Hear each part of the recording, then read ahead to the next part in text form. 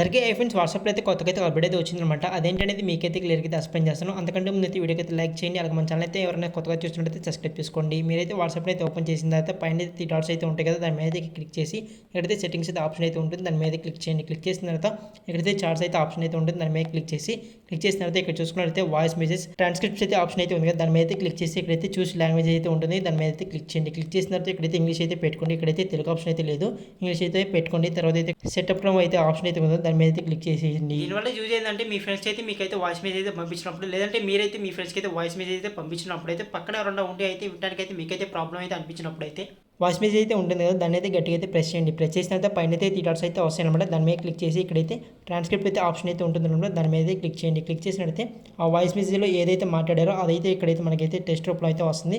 అప్పుడైతే పక్కన వాళ్ళకి అయితే తెలియకుండా అయితే మనం అయితే చదువుకోవచ్చు.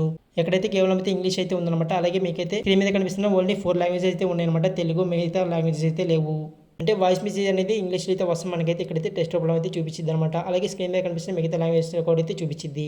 ఇదనమాట ఫ్రెండ్స్ అప్డేట్ మీకు ఏ విధంగా కనిపిస్తుందో కింద అయితే కామెంట్ చేయండి. అలాగే వీడియో అయితే లైక్ చేసి అలాగే మన ఛానల్ అయితే సబ్స్క్రైబ్ చేసుకోండి, ఇలాంటి అప్డేట్స్ వచ్చిన తెలుసుకోవడం కోసం. అలాగే ఈ వీడియోని అయితే మీ ఫ్రెండ్స్కి అయితే షేర్ చేయడం అయితే మర్చిపోకండి.